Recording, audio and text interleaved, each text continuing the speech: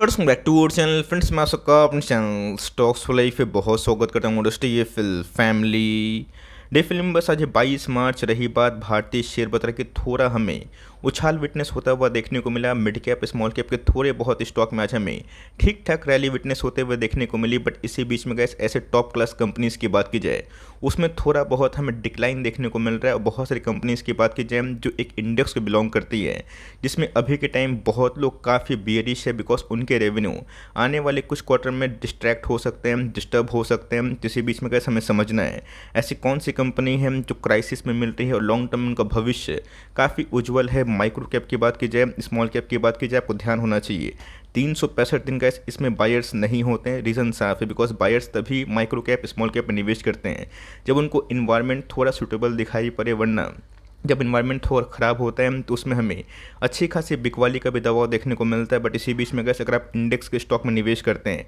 और जिनके balance sheet बहुत दम है और जिनका निफ्टी में वेटेज काफ़ी हद तक मजबूत है, उसमें बिल्कुल भी घबराने की आवश्यकता नहीं है बिकॉज प्राइस डिक्लाइन से उसमें हमें वैल्यू बाइंग भी दिखाई पड़ जाती है। तो फटाफट डिस्कस करेंगे कैसे एक स्टॉक में हमें आने वाले दिनों में भरपूर मौका मिल सकता है। और मेरे हिसाब से ये गोल्डन अपॉर्चुनिटी होगी उनके लिए जिनकी 2020 की रैली पूरा का पूरा मिस हो गया था। चैनल फर्स्ट टाइम होंगे सब्सक्राइब कर सकते हैं इस तरह क्वालिटी कंटेंट को सबसे पहले एक्सेस करने के लिए। Now without delaying any for time let's begin. हम सबको पता है कि पिछले कुछ समय से मैंने निफ्टी आईटी को लेके क्या कमेंट्री दी थी। अगर आप मुझसे रेगुलर जुड़े हुए हैं, मैंने आपको साफ साफ बताया था कि लास्ट लेग ऑफ करेक्शन बाकी है। बट उससे पहले गए हाल फिलहाल में ही 3-4 महीना पहले निफ्टी आईटी के बहुत सारे स्टॉक्स में हमें अच्छी खासी बाउंस बैक देखने को मिली थी। बीच में गए निफ्टी आईटी के बहुत सारे स्टॉक्स इसलिए गिर रहे थे बिकॉज उसमें एट्रिशन की न्यूज़ हमें देखने को मिल रही थी, जिसकी वजह से उनके प्रॉफिट मार्जिन हिट हुए थे। बट बहुत सारी कंपनीज ने क्या किया, नए रिक्रूटमेंट करना बंद कर दिया, मास ले ऑफ किया, जिसमें इन्फोसिस सहित विप्रो सहित एक्सेप्ट टीसीएस सब ने बहुत ज़्यादा ले ऑफ किया। मून लाइटनिंग की न्यूज़ के बाद गैस मानो उनको बहाना सा मिल गया।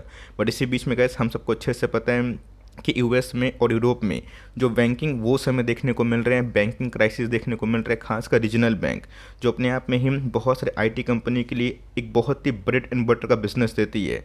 उसमें गैस कोलैप्स के बाद उनके ऑफकोर्स जो खर्च होते हैं, एक्सपेंसेस होते हैं, जो एक ऐसी सर्विसेज को जो वो देते हैं उसमें कटौती वो कर सकते हैं, जिसकी वजह से कैसे बहुत सारे आईटी कंपनी जिनका dependency US banking Europe banking में कुछ ज़्यादा है, उसमें हमें टेम्प्रोरी बेसिस पे थोड़ा बहुत नकारात्मक व्यू दिखाई दे सकता है। को अच्छे से पता है कोई बैंक को कोई अगर आईटी सर्विस दे रही है कोई आईटी कंपनी, तो सिंपल सी बात है गैस उनसे वो मोटा रेवेन्यू कमाती है।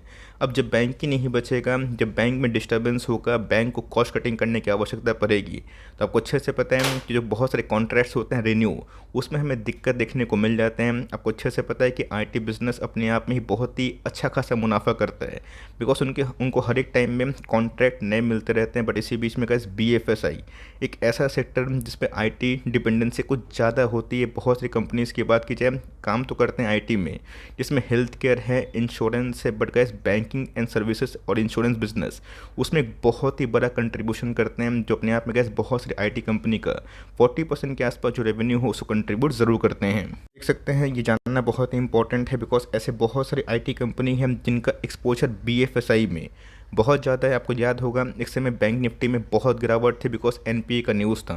बट आरबीआई ने बहुत ही मास्टर स्ट्रोक खेला जहां पे लोन मॉनिटरिंग को लेके ऐसी पॉलिसीज़ लाया गया जो अपने आप में गैस बैंक एनबीएफसी के लिए वरदान से कम नहीं हुआ। और उसके बाद गैस उस समय बैंक निफ्टी बिल्कुल परफॉर्म नहीं कर रहा था। आज से मैं 2.5-3 साल पहले की बात बोल रहा हूँ, लेकिन उस समय आईटी अच्छा परफॉर्म कर रहा था। लॉकडाउन में गैस इनको बहुत ही बेनिफिट मिला।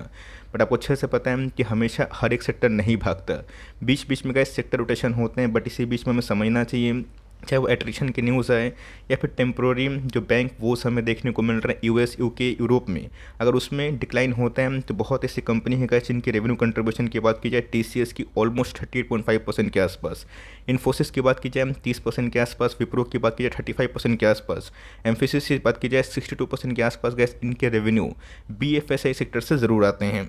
इस चीज़ को अगर आप देख के जज करें तो बहुत ऐसे ब्रोकर्स हैं जो बहुत ही बीरिश हो जाएंगे। बट गैस आपको समझना है, हमें समझना है क्या सही में ऐसी कंपनी जो अपने आप में उन पे एक्सपोजर तो ज़्यादा है यूरोप बैंकिंग में, यूके बैंकिंग में, यूएस बैंकिंग सेक्टर में, लेकिन यस वो कंपनी डूबेगी नहीं, टेम्प्रोरी बेसिस पे डिक्लाइन तो होगा, 2008 में भी ऐसा हुआ था।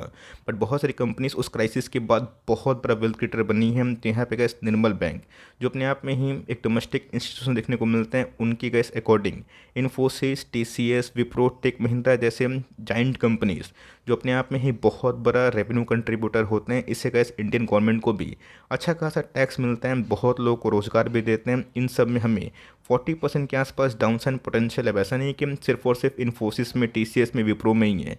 समस्त आईटी जगत में गए जिनके एक्सपोजर बीएफएसआई में ज़्यादा है, उसमें हमें टेम्पोरी बेसिस पे एक शॉर्ट सेलिंग का बहाना मिल सकता है। गैस इन्फोसिस भी एक बहुत बड़ा नाम है। आपको याद होगा कि तीन महाशक्ति की बात की जाए, बहुत बड़ी कंपनी की बात की जाए, टीसीएस, इन्फोसिस, टेक महिंद्रा, विप्रो हमें देखने को मिलती है। एलटीए माइंट्री की बात की जाए, टॉप 5 कंपनी उसको लेके होती है। अगर आईटी जगत की बात की जाए, इन्फोसिस की वेटेज की बात की जाए, निफ्टी में गए 7% के आसपास है। और अपने आप में ही इस कंपनी पे बहुत लोगों को भरोसा इसलिए है बिकॉज बहुत लोगों का इस कॉर्पोरेट गवर्नेंस इस कंपनी के बहुत ही अच्छे लगते हैं। रीजन साफ है, बीच बीच में गैस उंगली टूटती है, बट यस, ये अपने आप में गैस विसल ब्लोअर की न्यूज़ के बावजूद भी हमेशा खरा हो जाता है। तो कंपनी की बात की जाए इंटरनेशनल बेसिस पे गैस, इंटरनेशनल लेवल पे इसका बहुत ही अच्छा नाम है बिकॉज हाल फिलहाल में गैस इस कंपनी में अच्छे नंबर्स के संग गाइडेंस मजबूत थे। बट मैंने क्या बताया कि एक जो लास्ट लेग ऑफ करेक्शन हम लोगों ने उम्मीद किया था, कोई याद भी होगा, वही हमें कोई भी रीजन दिखाई दे रही है।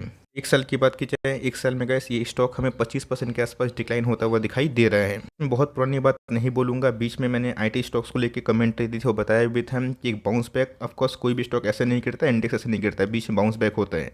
वो अपने आप में gas short term position trade करने का अच्छा खासा मौका है। बीच में गैस 1600 के लेवल पे मैंने आपको स्ट्रिक्टली मना किया था, बताया था कि चाहे तो प्रॉफिट को बचा सकते हैं बिकॉज जो last leg of correction market में अनुमान है वो कभी भी हो सकता है। उस समय गैस आईटी और भी मजबूत था। बट कोई भी रीज़न में गैस आपको पता है कि जब मार्केट में खलबली मचती है तो वहाँ पे गैस जो शॉर्ट टर्म पोजिशनल ट्रेडर है वो अपने प्रॉफिट को बुक कर लेते हैं। बट उस लेवल से गैस जब हमने कमेंट्री दी थी, बहुत सारे आईटी स्टॉक्स में हमें 20%, 22%, 18%, 25%, 30% के आसपास रैली विटनेस होते हुए दिखाई ज़रूर दी थी।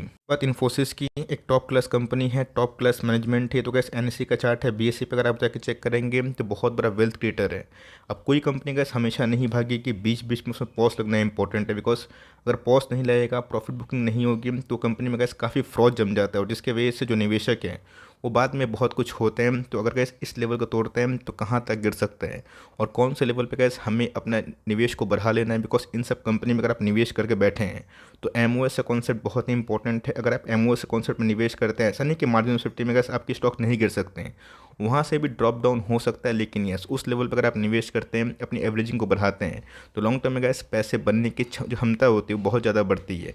और दूसरे निवेशक से गैस आप हमेशा गिरते हुए पोर्टफोलियो में कुछ ज़्यादा लॉस विटनेस नहीं करते, बट चढ़ते हुए बाजार में गैस आपकी जो प्रॉफिट है वो डबल स्पीड से ज़रूर बढ़ती है।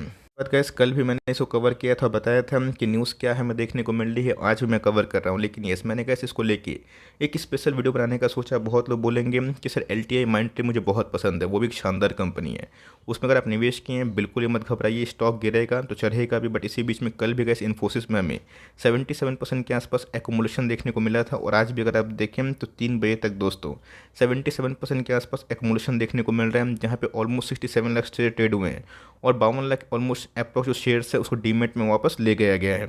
ऐसे देखा गया तो इन्फोसिस एक टॉप क्लास कंपनी है, जाइंट कंपनी है, बट इस बात की कोई गारंटी नहीं है कि आने वाले कल में ये गिरावट बहुत एक्सट्रीम होगी।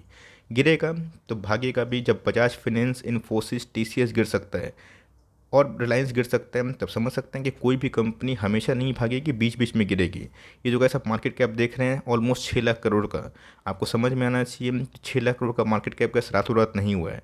अब जिन्होंने निवेश किया है टॉप पे, बिना सोचे समझे फुल पैसा इन्वेस्ट किया है, उनको टेंशन होगा। पर जो टुकड़ों में निवेश करते हैं, एक लेवल्स पर निवेश करते हैं, उनके लिए हमेशा एक मौका ज़रूर होता है बिकॉज 1900 का स्टॉक है, अभी के टाइम में 1400 के आसपास है और एक लेवल का शायद से आने वाले दिनों में ये रिस्पेक्ट कर सकता है, उसको तोड़ना घातक होगा। बट जो लॉन्ग टर्म इन्वेस्टमेंट थ्योरी पे बिलीव करते हैं उनको बहुत ही अच्छा मौका मिलेगा। अगर आप इल्ड लवर है, डिविडेंड इल्ड लवर है, जिनको 2.5-3% के आसपास इल्ड मिलने से वो खुश हो जाते हैं, तो ऑफकोर्स गैस ये उनके लिए बहुत ही अच्छी कंपनी मानी जाएगी बिकॉज इस कंपनी के आरओसी की बात की जाए, आरओई की बात की जाए, दोनों का इस समय 30% के आसपास और आरओसी की बात की जाए 30% से ऊपर दिखाई देते हैं।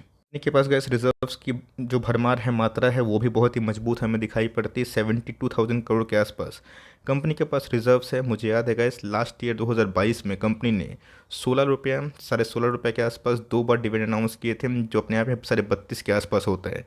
उसके पहले ईयर की बात की जाए, 30 रुपया गैस 15-15 के आसपास कंपनी ने डिविडेंड बांटा था। तो ऑफकोर्स गैस, इनकी जो डिविडेंड फ्रिक्वेंसी है, ये ग्रोथ से काफ़ी बढ़ते हुए देखने को मिलती है। और लॉन्ग टर्म में गैस ऐसी कंपनी में अगर आप निवेश करते हैं जो कि बहुत ही कैश रिच है, आपको बहुत ही मोटा मुनाफा कमाने का मौका देती है। वन डे के चार्ट की बात की जाए, बीच में ये भागा था बिकॉज बाईबैक की न्यूज़ थी, और उसके बाद हमें एक गिरता हुआ दिखाई पड़ रहा है। बीच में कैसे इस कंपनी ने दूसरों का मूविंग एवरेज को तोड़ के ऊपर की जो ट्रेडिंग है उसको संपूर्ण करने की कोशिश की थी, बट हाल फिलहाल में कैसे इस कंपनी में हमें 10-12% के आसपास दूसरों का जो मूविंग एवरेज है उससे गिरावट देखने को मिल रही है। और आने वाले कल में गैस ये गिरावट और भी एक्सट्रीम हो सकती है अगर बहुत शॉर्ट सेलर्स इस पे अपना पल्ला झाड़ने की कोशिश करें। तो वन डे के चार्ट में गैस एक्सट्रीमली कंपनी ओवरसोल्ड हो चुकी है। गैस वीकली चार्ट में 200 का मूविंग एवरेज बहुत ही इंपॉर्टेंट रोल प्ले करता है। अगर आप देखें, ये गैस एक कैंडल एक वीक को रिप्रेजेंट करता है। तो आने वाले दिनों में गैस अगर इसमें और भी गिरावट कंटिन्यू हुई, ये 1300 के आसपास गैस जाके एक टेम्पोररी सपोर्ट ले सकता है। अगर ये इसको तोड़ता है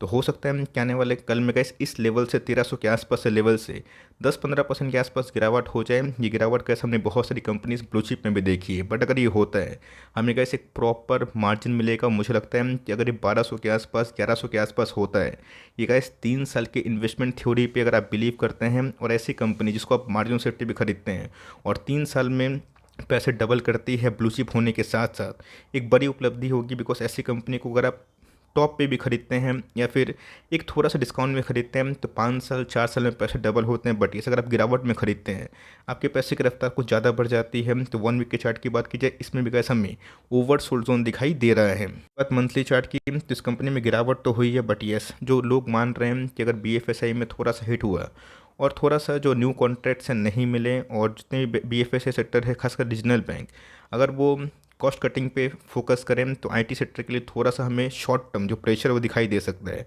तो 1300 के लेवल पे गाइस ध्यान रखिए, वहाँ पे चाहे तो कुछ फंड को डिप्लॉय कर सकते हैं। अगर उस लेवल को सस्टेन नहीं कर पाया, 10-15% के आसपास जो गिरावट है आप उसका भी उम्मीद पाल सकते हैं। बिकॉज मार्केट में कब क्या हो जाए किसी को नहीं पता, बट ये गाइस अपने आप में एक अच्छी कंपनी है। TCS की बात की जाए, आप उस पर बिलीव कर सकते हैं, लेकिन यस, TCS से गैस मुझे इस कंपनी के ग्रोथ फंडामेंटल और नंबर्स काफ़ी इंप्रेसिव लगते हैं। LTI में एंट्री रखे हुए हैं, अच्छी बात है। छोटी कंपनी में KPIT, हैप्पीएस्ट माइंड्स और भी जो इमर्जिंग कंपनी उसको रखें तो बिल्कुल पैनिक ना करें। लेकिन यस, अगर आप दूसरी कंपनी में निवेश करते हैं तो आपकी कॉन्फिडेंस लेवल क्या होती है ये आप ही समझते हैं, आप ही जानते हैं। तो ऑफकोर्स कैसे इस कंपनी में लॉस से बेचने की बिल्कुल भी ज़रूरत नहीं है। ऑनगोइंग कंडीशन क्या इमर्ज हुई है और जो last leg of correction gas हमने जो एक्सपेक्ट किया था, ये उसी की तरफ हमें देखने को मिल रहा है। तो कुछ करेक्शन और हो जाता है तो वहाँ पे गैस निवेश को बढ़ाने का अच्छा खासा मौका बन सकता है। तो आपका क्या पॉइंट ऑफ व्यू है और आप इस कंपनी पे कितना फेथ करते हैं, लिए भी हैं तो कौन से लेवल्स पे लिए हैं, चाहे तो कमेंट बॉक्स में साझा कर सकते हैं। तो गैस मिलते हैं जल्दी ही, तब तक के लिए bye. Thanks for listening friends, God bless you all.